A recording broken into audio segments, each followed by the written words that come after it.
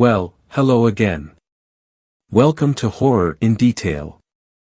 Today we are going to share Goatman encounter stories. First story. This story was shared by you/silent writer watching. I met Goatman in the woods last night. I love hiking. I love walking into the trees, getting further and further from civilization. The sounds of industry grow dimmer and dimmer, the sounds of nature take over. But that was before last night. Before last night I thought I knew what was in the forest. I was sure that the most dangerous thing was a hungry bear or a twisted ankle miles from help. I may have been a fragile female, as my father liked to claim, but I was tough. I had more than enough knowledge and experience of basic survival. But meeting monsters, meeting Goatman. I expected none of that when I waltzed into the woods for what I figured was a routine overnight trip. I'd done it many times before, rolled into the parking lot of the Appalachian Trail at 8 a.m., armed with a small tent and the backpack it was attached to. My backpack was packed with food, water, a flashlight, a change of clothes, a first aid kit, a lighter. I was prepared. I thought I was prepared. It's always after I've gotten out of my Subaru and moved to the hatchback of it that I take in any others in the lot. A couple and their dog were making their way into the forest, another car was already locked and left, and a pair of men, big guys wearing camo. They were hanging out by the tailgate of a truck, beers in hand. I turned away as one of them seemed to notice me looking. I could feel their eyes on me, though I ignored it. I glanced at them only briefly. They had fishing poles. Why do you need camouflage for fishing? I had thought to myself. I was focused on getting my gear out, so I didn't notice at first when one of them walked closer. His foot finally landed on a branch, that telltale crunch alerting me to his presence. He reeked, a mixture of cheap beer, sweat and grease. He was smiling a gap-toothed grin. His beard was ragged. When he spoke the stench grew. Better be careful out there, darling, these woods get dark at night. His eyes trailed over me. I puked a little in my mouth. Thanks, I forced a grin, but I think I'll be fine. I finished putting my backpack on with a pointed clip of the chest strap. He grinned wider, though he took the hint and stepped back. I closed the hatch and moved past him, not bothering to fake politeness any longer, keeping my eyes ahead of me. I pressed lock on my key fob and dropped the keys into one of my cargo pants pockets. The man and his friend were chuckling as I made my way across the bridge toward where the trailhead split. The sound made the hairs on the back of my neck stand up. I felt watched long after I turned the corner out of sight, following the creek down into the valley between the mountains. I should have left, shouldn't have ignored the way my instincts were screaming. Fortunately, I was good at ignoring things by pushing them to the back of my mind. By noon it was all but forgotten. The silence was strong, only broken by the occasional cry of a bird or the gentle rustle of leaves as a squirrel hopped by. It was a deep sort of silence that only the white noise of the breeze blowing through the trees could achieve. That's why I hiked. I could let it all go, focus on nothing but my footsteps, my breathing, the quiet murmur of the river. I stopped for a granola bar at what was probably an hour past last time I looked. I wasn't concerned with time at the time, so I can't say for sure. I sat on a rock a little off the path. It overlooked a small pond, where the water pooled before spilling down along the river. It was then, amidst the bubbling of the brook and the crinkling of my wrapper, that I first heard it. It made me pause. I think I stopped mid-chew. It didn't fit in at all with the forest sounds I was accustomed to. It was wrong. It took a couple seconds before it registered as words, sounding as if they were being said through auto-tune or Google Translate, like there was a filter of hesitation or misunderstanding. Wrong. Way. This. Let's. That. Garbled, inconsistent, like catching every other word of a sentence without the proper pause or context needed for the missing words. Look. Trail. Way. I was frozen, completely and utterly. I stopped breathing. The footsteps came next, with no pace or rhythm to them. I was reminded of my 11th birthday, when we went horseback riding. It wasn't a clip-clop, but it was close enough that my mind conjured up images of the Jersey Devil stamping its way through the woods, though the Pine Barrens are about 100 miles south. A breeze blew by and with it came the stench. Rotting meat, like when I'd found that dead cat under our back porch, maggots writhing as they gorged on the dead flesh. I gagged and had to clamp a hand over my mouth to stop from retching. My eyes watered, mostly from the smell, but maybe a tiny bit because fear had taken hold of me. My heart beat like a drum in my chest as those footsteps got closer and closer. I pressed myself to the tree blocking me from sight of the path. It felt like an eternity before it was passing behind me. I could hear its wheezing breath, deep and labored, as it lumbered down the trail. And then it was gone around a bend, crooning something about, look. Leaves. Trail. I sat on that rock, not daring to move, for minutes after. I was at war inside my mind, trying desperately to convince myself that I'd imagined it or that it wasn't what it seemed. Maybe it was a confused old man lost in the woods. Maybe a dying deer was downstream somewhere, that explained the smell. But I pushed it to the back of my mind, shaking my head. If I don't think about it, then it doesn't worry me. I pushed myself to my feet, swaying slightly. I looked at the half-eaten bar in my hands, my stomach rolling at the thought of food. I threw the bar in the river and shoved the wrapper in my backpack. I drank half a water bottle, suddenly desperate for that cleansing cold on my palate. I contemplated leaving, but I didn't. I certainly didn't want to continue after it, but to go back now would mean walking during dusk. I wouldn't be back to my car before dark. If there's one thing I was always told, it's that there is never a good enough reason to be walking through the woods at night. The predators came out at night. I cautiously got back on track, keeping my pace slow so as not to catch up to nothing. Because there was nothing there. Right? I walked for another hour or two, hyper-aware now of every sound and movement. At one point I thought I heard more words behind me.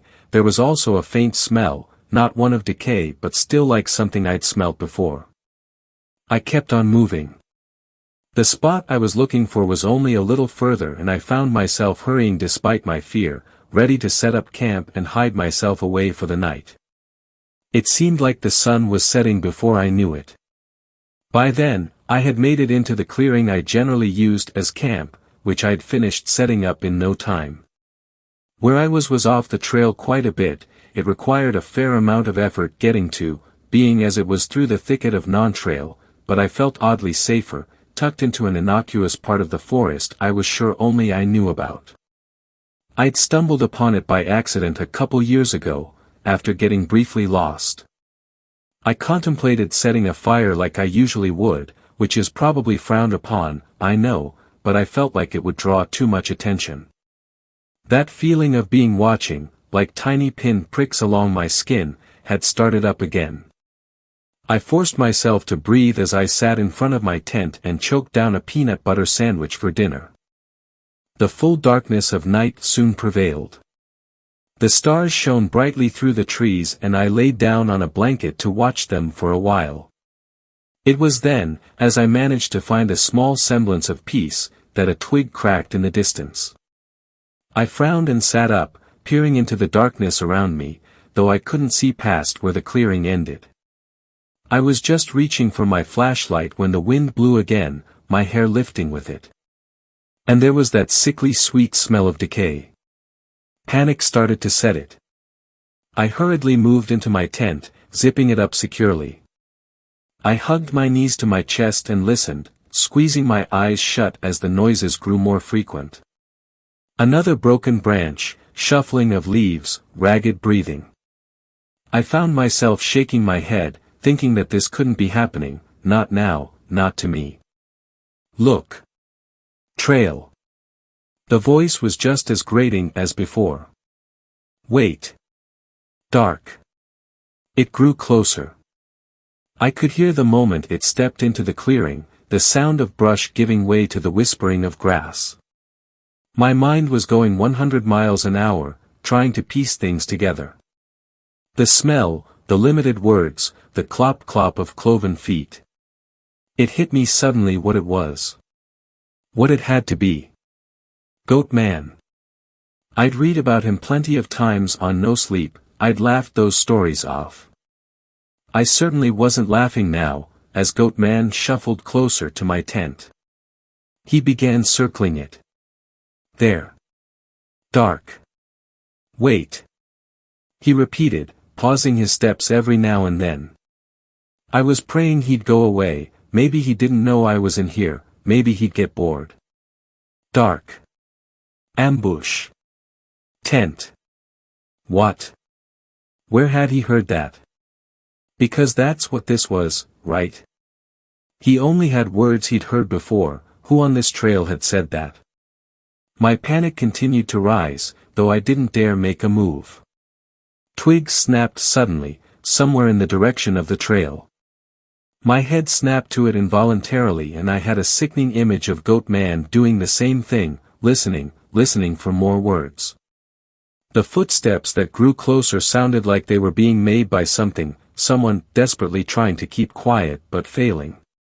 Why do you need camo for fishing? I thought again, this time just a bit hysterically. Goatman happened to have stopped on the opposite side of the tent, which favored him by allowing him to remain unseen. Not that it wasn't almost pitch dark out there, save for the moon and stars. Goatman lingered for a second, my attention snapping between him and the bumbling from the other direction, before he ambled away into the night. There was a second where I stayed perfectly frozen before that survival instinct I mentioned finally kicked in. I scrambled to grab my wallet from my backpack, then shoved it in a pant pocket. Keys, check. Phone, check. Flashlight, it'll give me away if I use it but it's heavy duty, good for swinging, check. Shoes tied, check. Deep breath, I paused to inhale deeply, check. I put my hand on the zipper and stopped to listen. They were probably just about at the edge of the trees. The opening of the tent wasn't facing towards them but it wasn't facing away, either. But Goatman had gone that way so that was a no-go anyway. The steps stopped and I knew they must be looking right at me. I took a second to decide how to approach my escape. I'd already decided that my tent belonged to the woods now, and my backpack would only slow me down. Do I hurtle out and book it? Or do I casually get out and then run? I placed my hand on the zipper, it was now or never. The sound of the zip seemed as loud as a gunshot. I slowly climbed out, making sure not to appear aware of the eyes on me. I gave a slow stretch, eyes steady ahead. I took a breath and pushed down all my fear and panic. Then I broke into a dead sprint. I heard one of the men shout but I didn't hesitate as I ran towards the forest. The plan was to run straight and then cut right, to get back onto the trail. I knew if I got on the trail that I could outrun them. I could hide if I needed once I was far enough away. They thundered after me, cursing loudly. I hit the layers of trees with a stumble but my momentum kept me going. I couldn't see more than a few feet in front of me, the trees' black lines cutting through the gray. My arms got scratched as branches whipped past. I wanted to turn my head to see if they were close. I could make out the sound of their steps over mine. I wanted to see if I could make out any sign of the trail I was running parallel to, but I didn't dare do so, for fear of tripping horror movie style. I fell anyway. 1 second I was upright and the next I was falling, landing hard on my shoulder. My flashlight was lost to the dark forest floor, dirt covered my hands as I scrambled to get to my feet again. I was too late. A hand closed around the back of my shirt, yanking me harshly back. A scream almost tore itself from my throat, but then a hand was over my mouth, another one winding around my waist. I thrashed and tried to kick out, digging my hands into his arm around me. He held steady, laughing between pants, "Shoulda known you were a runner." His hand slid lower over my hip despite my efforts. Tears filled my eyes and spilled down my cheeks like traitors. His buddy showed up behind us, slowing his gait to a light jog. He was breathing far heavier than the one holding me. "Bitch is fast, ain't she? You know I love when they fight, though." The hand over my mouth loosened for a second as his other one moved to the button of my pants. Blind panic shot through me and I bit down as hard as I could, warm copper filling my mouth. "Fucking whore," he yowled, grip going slack. I threw my entire weight forward, once again sent sprawling. The next seconds were a blur of hands grabbing at me, rocks digging into my hands as I struggled to get traction. I was sure for a moment that this was it, I was done for. I had thought Goatman would be my end, not this, not like this. My hands touched metal just as my ankle was grabbed. I didn't hesitate, used the grip on me as leverage to twist around and swing. There was a crack as the flashlight connected with bone, the hand released me, the man it was attached to was yelling. I swung blindly once more, striking something soft this time. The hands reaching for me were gone. I no longer tried to run forward, instead I focused on getting to the path, cutting into the woods at a 90-degree angle. I was on all fours for a couple feet before I was finally vertical. My heart was pounding harder than ever, tears and snot were running down my face. The taste of blood stained my tongue. I was more or less staggering through the brush, breathing heavily. "Hide," my brain was yelling, "hide, hide, you're making too much noise." So I hid. I made out a patch of ferns in the dark, dropped to my knees and crawled into it. I pressed my back to a tree, facing the trail, they wouldn't see me. I tried to calm my breathing but couldn't stop the way it hitched on sobs. I could hear them once again trudging toward me, slowly this time. They were whispering harshly back and forth. "You think she made it back on Dash? Bitch. You talkin' ain't gon' help us. Bitch." Goatman gurgled from next to me. I had to clap a hand over my mouth to stop from screaming. I slammed my eyes shut, trying to stop from sobbing. "Shoo." He sounded pleased with this new word. He was crouched next to me, I could tell, could feel his rotten breath on my face, could only imagine what he looked like next to me. Cloven feet and sideways pupils, focused on me, watching, listening. Rough fingers were run gently over my hair, trailing over the side of my face. There was a moment where I was nothing but the personification of frozen. Runner. Fast. SH. Did you hear that? Close, the men were close. What was a worse way to die? By their hands or Goatman's? Sounded like talking. Talking. Goatman mused next to me. Ambush. And then he was gone once more, heading back towards my tent. His steps weren't light, branches crunching under his feet as he went. Listen, that way. Going back toward her tent. Must be. Come on, she may have a phone. And after Goatman they went. I sat there, dumbfounded that I was still alive. I sat there, breathing, amazed that I still was.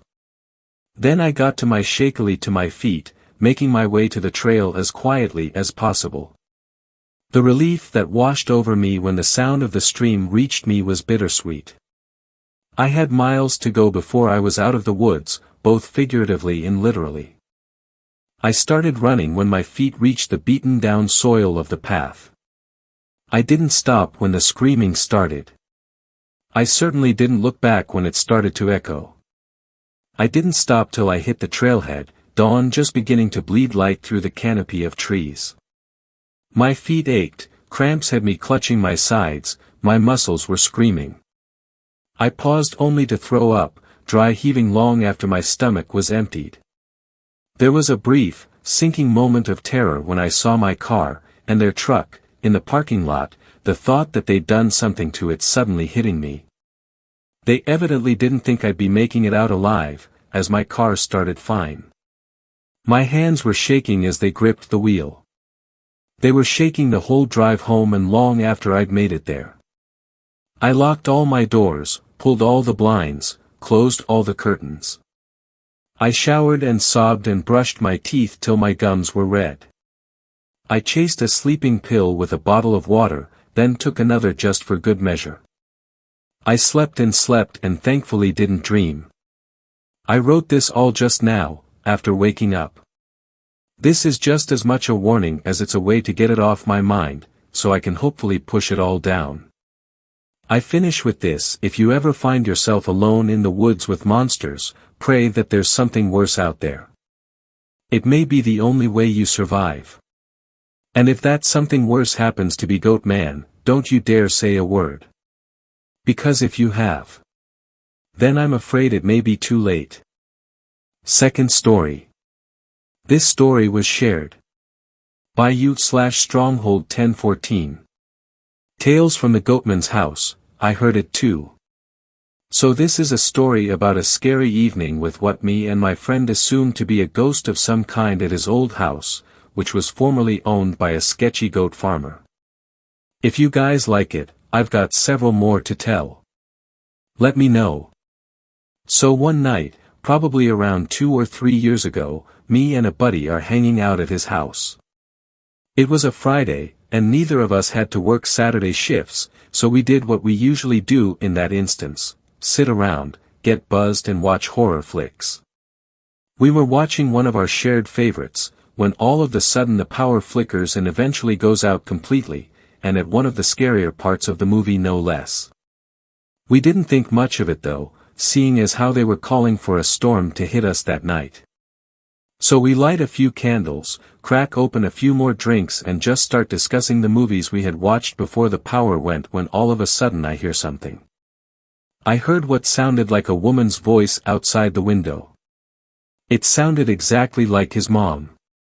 Being that his mom lived literally right next door, I didn't think anything of it. This event followed. "Hey Chris, I think your mom is calling." "Yeah, I heard it too. I wonder why she's up so late. I'm sure she's just making sure we're okay, what with the power outage and all." Voice gets closer and closer until it sounds as if it's right at the window my friend is sitting in front of. He stands up to open the door and check it out. He slowly shuts the door, turns around, and is white as a sheet. "Bro, there's no one there."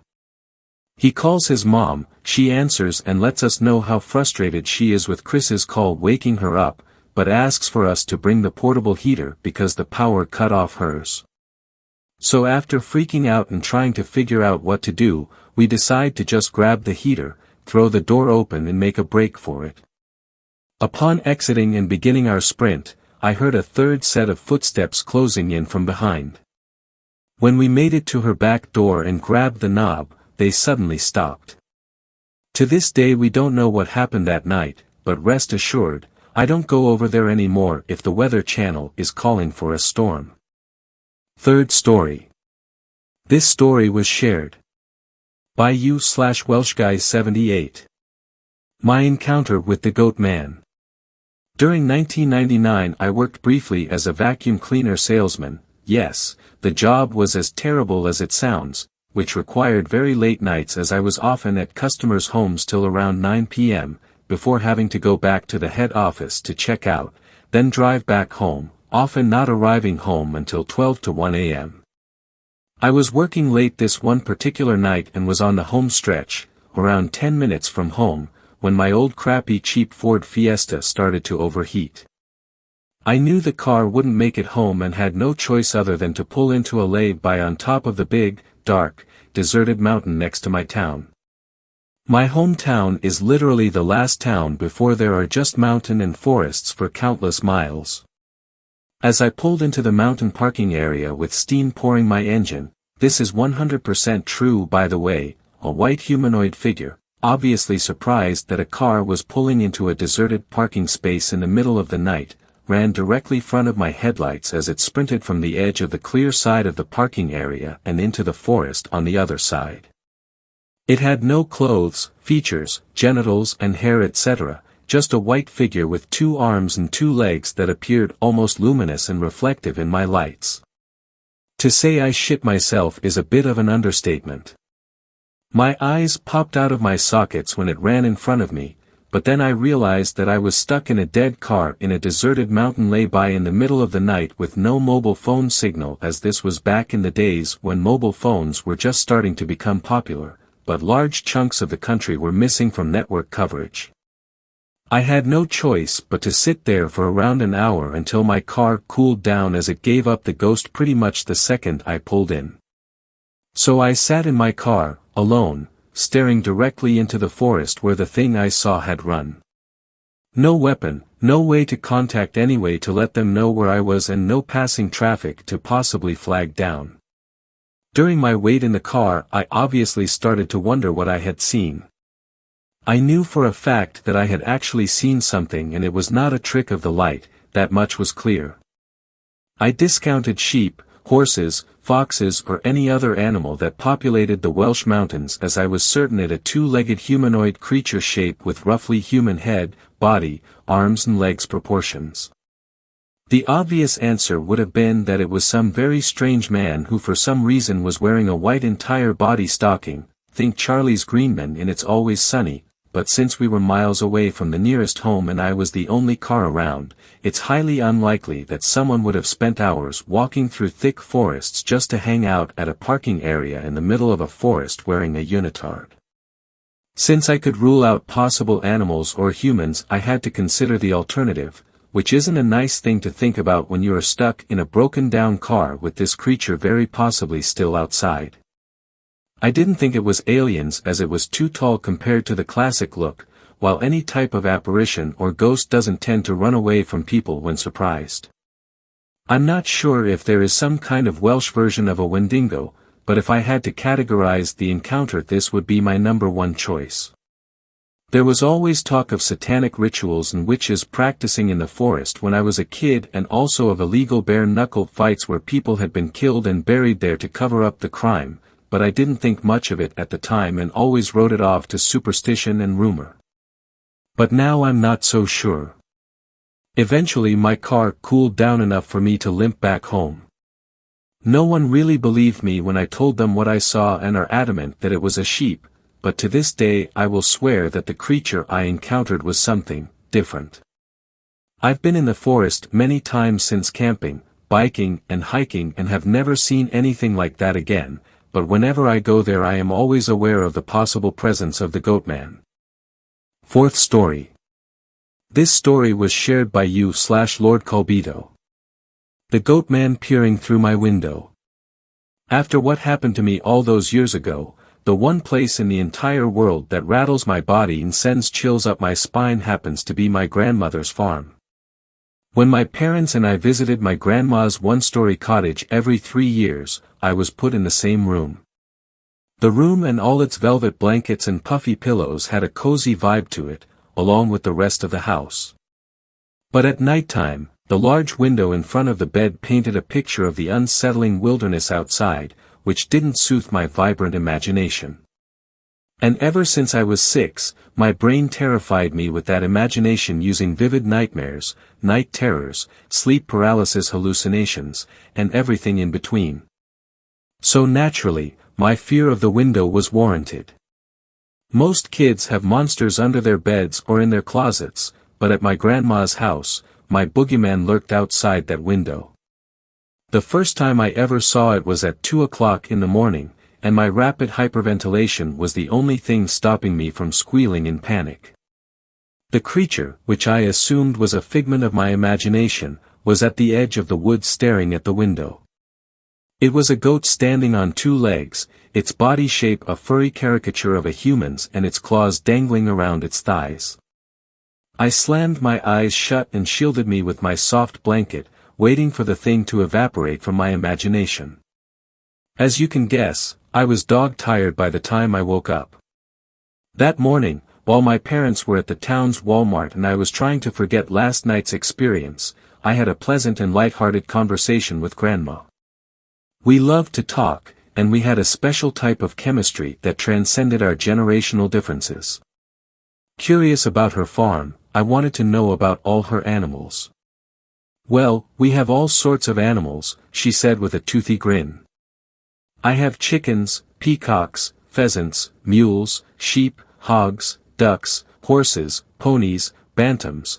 I'll allow any animal on this farm besides goats." "Goats?" I asked, recalling the form outside my window. "Why don't you like goats? I mean, can't you milk them and make cheese?" Grandma's face darkened, and she stroked her fingers through her gray hair as her eyes stared into space. "Well, according to some people, after God created sheep, Satan, in an effort to desecrate God's sheep, created goats, an imperfect species. God, wrathful after Satan disgraced his sheep, created wolves to eat goats.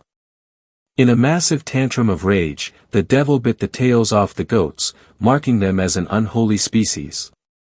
With a quizzical and hard-to-decipher face, she said, "I thought you would have seen it by now, haven't you?" I knew what she was talking about in an instant, and it seemed I would burst into a fit of scared shrieking and crying at the thought of my grandmother confirming the thing outside my window was real.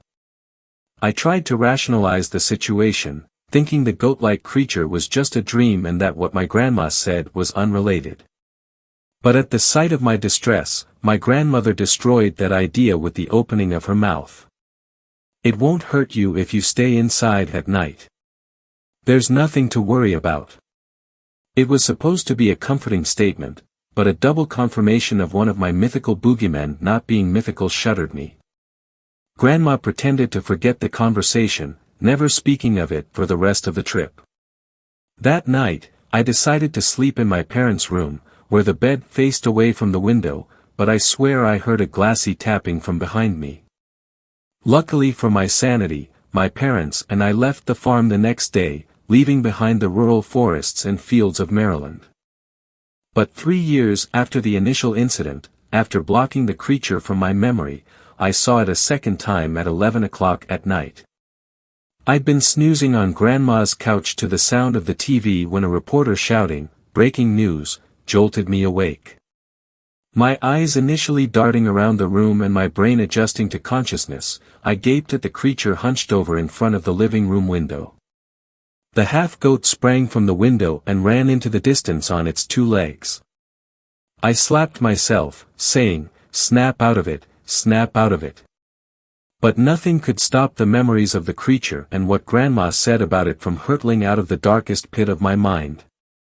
I paced around the room with adrenaline flooding my arteries, wanting to flee but not knowing where to go.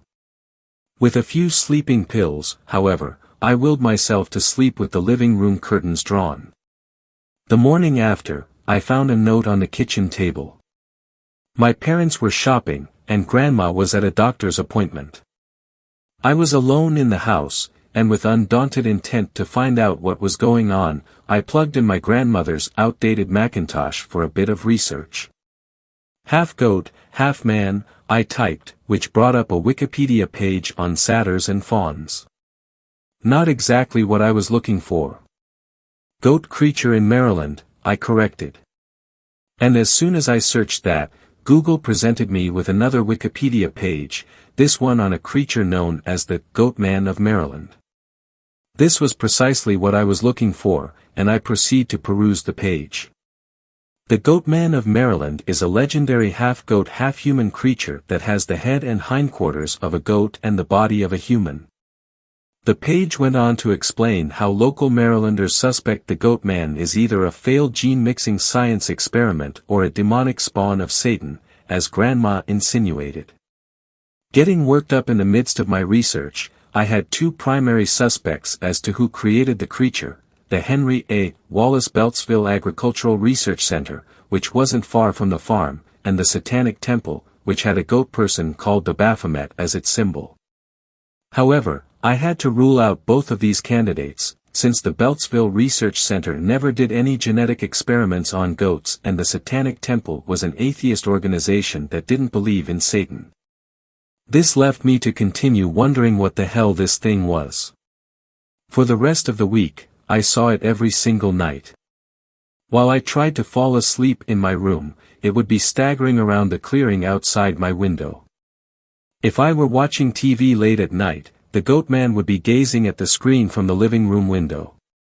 And on the last day, when I was feeding Grandma's peacocks in the evening, she came to bring me inside after she saw it approaching the farm. By the end of the second visit, seeing the Goatman was a usual occurrence, and with the occasional reminder from Grandma, I respected it and its personal space. 3 years later, however, my third visit to Grandma's ranch showed me what happened when you didn't honor the Goatman's boundaries. On the local news, there was one headline stirring up the rustic community. 10 professional boar hunters killed in animal attack. My parents thought it was horrible, but Grandma and I shot each other looks of shared knowledge. The next morning, the paper arrived at the farm, where the hunting tragedy made the front page.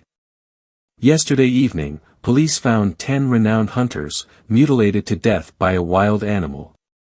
The Hunters AR-15 magazines were completely full upon death, and local authorities are stumped as to how none of them could have gotten a shot off. My parents, who had no knowledge of the Goatman, had no idea what caused the attack and were as ignorant as the confounded investigators. So I had to ask Grandma why my parents hadn't seen it yet. Well, she said, the creature only appears to those who interest it. It's apathetic towards some, including your parents. Empathetic towards others, like it is with us.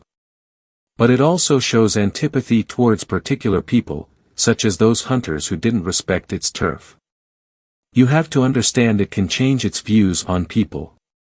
I have scars from when I was a girl, but after it got used to me, it stopped. My parents, who were your great-grandparents, were demoted to the low end of the thing's opinions. Their passing and my survival go to show how unpredictable it can be. I was shaking and, shall I say, more than freaked out by that. The thing had attacked Grandma when she was young, and it seemed like the Goatman could change its opinion of me in the blink of the eye. For all I knew, it swapped its views of people like a teenage girl changes clothes. It had seemed like I developed an affinity with the creature during my last visit by seeing it all the time and watching TV with it. And not once did I go outside in the night, when it was in charge of the farm. I'd respected it. Could it really forget all that? Or was I reading into Grandma's statements more than I should have? In the visits following that year, I read news articles about mutilated hikers, missing campers, and farm animals turning up dead. The Goatman was getting more aggressive. One time, the creature looked right into my soul with its black, empty eyes, and for the first time since my initial viewing of it, my body succumbed to unimaginable dread. The more violent the news stories became, the more my relationship with it deteriorated. And I could sense the same happening to Grandma. She was buying up more curtains for the house, acquired a better lock for the door, and went to a shooting range to learn how to use a shotgun. It came to the point where I tried to appease the creature by leaving pig food in the field for it to eat, but instead, it snatched one of the hogs from the pig pen and ran into the woods. On the last day of that visit, I woke up to the sound of ear-splitting banging on the front door. Grandma was gripping her new shotgun, and with my dad holding a baseball bat, they waited for the intruder to burst through the door. Yet the banging subsided after a few minutes, the chirping and croaking of crickets and frogs replacing it within the hour. After that incident, we didn't visit the ranch for 5 years, and I was nearing the end of high school by then. My parents encouraged Grandma to move out of her house in light of people in her town being discovered murdered in their own homes, but being the stubborn Marylander she was, she decided against it. Besides, she thought she knew how fortified her cottage was. A few weeks ago, we returned to that awful farm, finding barbed wire strewn about the outskirts of the field. There were fewer animals there than there was half a decade ago, and I swear some of the surviving pigs had faded scars on their bodies from scratches, stabs, and bites not even the most vicious bear could manage. I was more jittery than I'd ever been in my life, and that's not a hyperbole. I was jumpier than when I took the SAT, 10 times more jittery than when I asked my crush to prom, and feeling like a soldier going to war on a foreign continent. And it was all because I knew that Goatman was scheming someone in the deep woods, sensing my arrival on its territory. I spoke with Grandma, who showed me a newspaper talking about how the FBI was getting involved in the murder investigations in rural Maryland and that the perpetrator would be behind bars soon. However, as Grandma told me, other farmers around town were speaking about how the FBI's true motive was to cover up the real culprit. I poked at my food during dinner, ignoring the discourse my family was having. Afterwards, I sauntered to my room and made sure the door was shut before I hopped into bed and waited. After hours of anticipating, in the field beyond my window, the monster dragged the bloodied body of a peaceful doe into view. The Goatman ripped the deer's intestines out and gnawed at its insides with its death-loving fangs, spilling blood onto the moonlit ground. It turned its head to face my direction, hurling a piece of deer at the window. I jerked as blood splattered against the pane like a sheet of rain, startling me to full awareness. Me rushing from my bed to get a closer look at the field, I saw the Goatman had left behind the deer corpse. It was mocking me, and I was sure of it.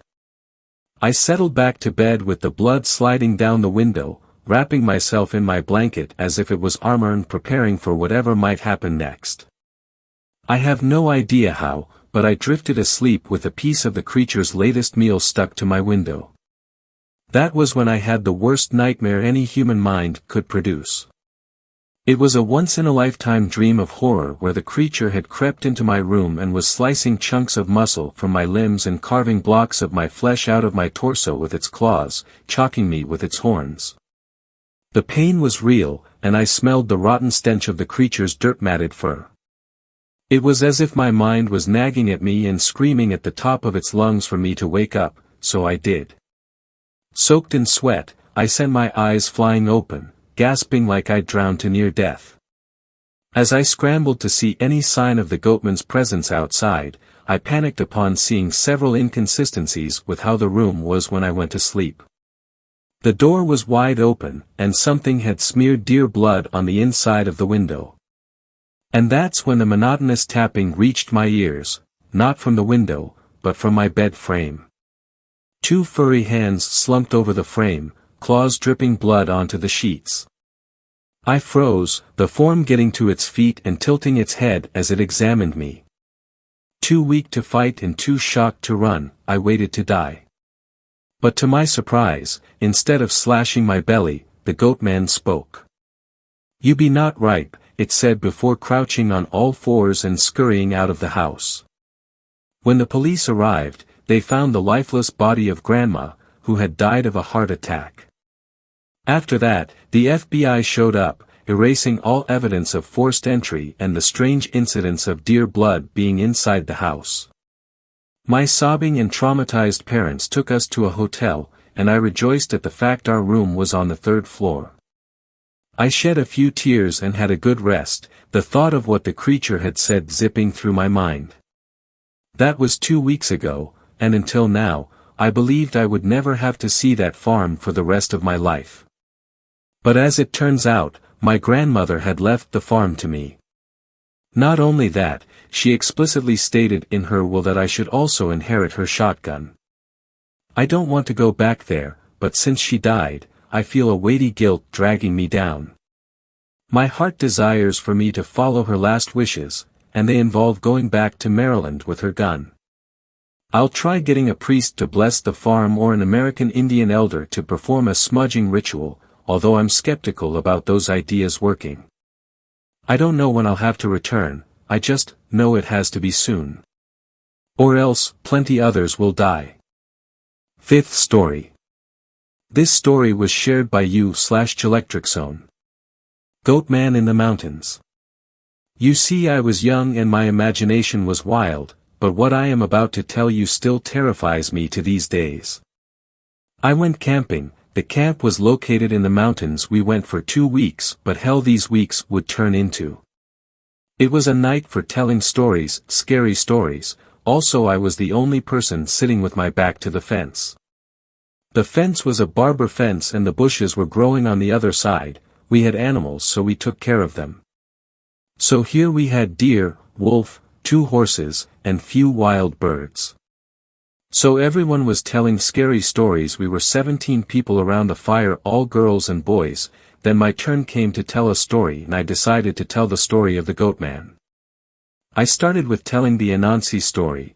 Everyone knows the story, so I don't think I need to write the whole story, but when I was telling them about the guys in the story being freaked out and hiding in the trailer, a goddamn branch snapped behind my back. Don't forget, I was sitting with my back to the fence. Everyone bolted up and I almost jumped over the damn fire pit. One of the boys, Vlad, pointed his flashlight to the darkness of the woods and we tried to see something, anything, for 5 minutes we were staring, nothing. Have in mind that the flashlight was strong enough to see nearby. After 5 minutes we decided to sit back and I continued with the story, keeping on and reaching the part with the girls screaming in terror. I shit you not, right behind my back the sound of the bushes made my skin rise in goosebumps. Rustle, rustle. Like someone or something was taunting us. The sound was like someone brushed their hand on this thick bush. Everyone jumped and Peter, a rather tall boy, screamed, "Stop it, it's not funny, stop fucking with us." He was scared despite being the tallest of us. The second thing that made me chilled to the bone, the animals went crazy. The deer was running in her cage. The wolf, which always was running in his big cage at night time, was now whimpering in his den. The horses were running further from the fence we were around. That was it. All of us started to freak out. By this point the boys were scared more than the girls. I looked at them and said, I am close to the end, I'll finish the story and we're out of here. One of the girls screamed into the darkness, if this is our head, boys and head girls, please stop. It's not funny. Everyone heard someone coming from the cottages we were staying in. The guys were coming our way, were our headman and head girls. We were terrified, looking at the fence and back to them. There's no way that they got so fast to the cottages without us noticing. They told us to cut the pranks off and put out the fire and go back to the dormitories. As I promised, I almost finished the story when we all smelled something like rotting eggs, disgusting and strong. Someone suggested that someone threw something in the fire pit or the animals' cages were not clean, but I knew damn well it was not it. The damn thing or animal decided to make the most uncommon noise behind my back. I jumped over the pit and we all huddled in one place. As Vlad pointed his flashlight, we all froze like an animal freeze. We did. I still remember that moment in my life. From the darkness of the forest, reflected by the flashlight, were peering at us a pair of yellow eyes. The height for these eyes was not okay with me. We were staring at each other for good 10 minutes when it decided to bare its teeth and screech at us. We all bolted, forgetting about the damn fire. As I turned around, these damn eyes were peering at us and shinning in the damn darkness without the flashlight. We all run inside our dormitories and the head boy of ours asked us, what the hell is going on? Why you didn't put out the fire? He was angry, but we didn't care. We refused to go back there again. When he came back after putting the fire out, he looked paler than usual and said for us to go and sleep. He locked the doors and windows, which we never did before. All of us couldn't sleep, hearing the strangest noises coming from the woods, noises that were not like any animal we knew. This night nor we, nor the animals were calm. The next morning we went to look at the place where we had our stories. I shit you not, the bone fire was destroyed. The bushes, where I was sitting, were bent together with the fence, and then the most chill realization came over me. There was a hole in the fence, like someone tried to sneak in. It was torn like it was a piece of paper to this thing. Needless to say, I was shocked, I was shaking, and my friend came and said, I don't think we all imagined that. But, why did you decide to tell that story? I was speechless. As we were passing our days, mostly all of us decide never to talk about it again. When I was about to leave, I saw our head boy near the fence peering into the woods, so I went to him. I called out to him and he motioned to come closer, so I did. He said, "You know, that night when I came out to put out the fire, I smelled something disgusting, rotting. The moment I heard this noise near the fence, I saw something that scared me to death. There was a silhouette of something standing in the darkness, bending over the fence with two yellow glowing eyes, punching over the fire pit. I screamed and ran back to the cottages. When he paused and was shaking, when I looked back it was gone. I guess you didn't lie." Next morning I saw a hole in the fence and the animals were jumpy, so I saw from the other side of the fence, prints, but not ones of a boar, doe, elk or some other animal. Those were cloven like goats. He looked at me with teary eyes. I felt regret telling that damned story. I didn't think that it will become such a terrifying reality. Just a myth, right, just a story. Years pass and I still can't bring myself go alone camping or going to the mountain, only in big groups. So that's my story. I felt like it was a long time till I made myself write this here, so I hope people will learn, never to mess around with him. Thanks a lot for watching the video till the end. Subscribe to our channel Horror in Detail. Drop your opinions/suggestions in the comments section, and like the video as it helps with the YouTube algorithm.